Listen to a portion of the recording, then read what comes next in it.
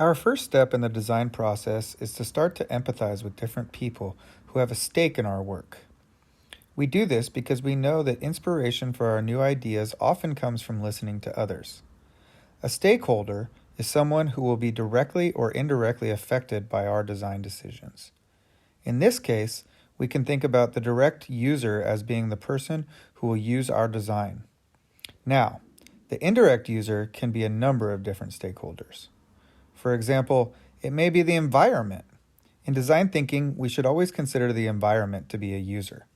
How will what we make have an impact on our environment? We can think about the environment in many different ways as well.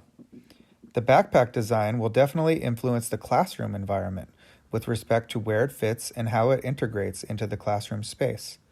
Furthermore, the backpack could impact our natural environment as well, depending on what it is made from and how the process of creating the backpack will affect the environment. Let's get started by examining the stakeholder map.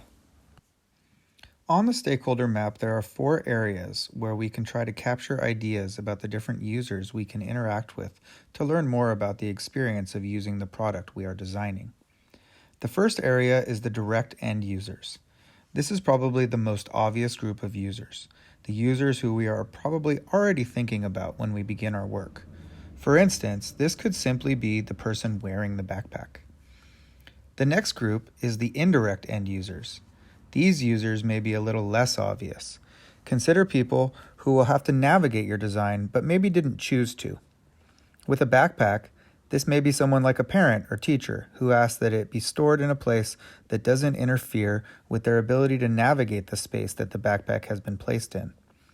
As I mentioned before, this could also be how the production will impact the natural environment. What happens when the backpack wears out? How do we dispose of the backpack? Think about it and try to come up with some other possible indirect end users. Next, we have the providers and professionals. In this case, we might think about those who produce backpacks on a large scale. Maybe it's designers that have come before us, or maybe it's people who sell backpacks to their customers, our direct end users. Basically, we are trying to go beyond the obvious direct and indirect users so we can start to consider how our design might work with providers and professionals as well. Finally, we will consider the role of stakeholders such as scholars, experts, and others that are involved and impacted by the design of our product. In this case, one might consider people who have taken time to examine the overall impact of backpacks. Have there been studies about the ergonomics of backpacks? What is the history of backpacks and how have they changed over time?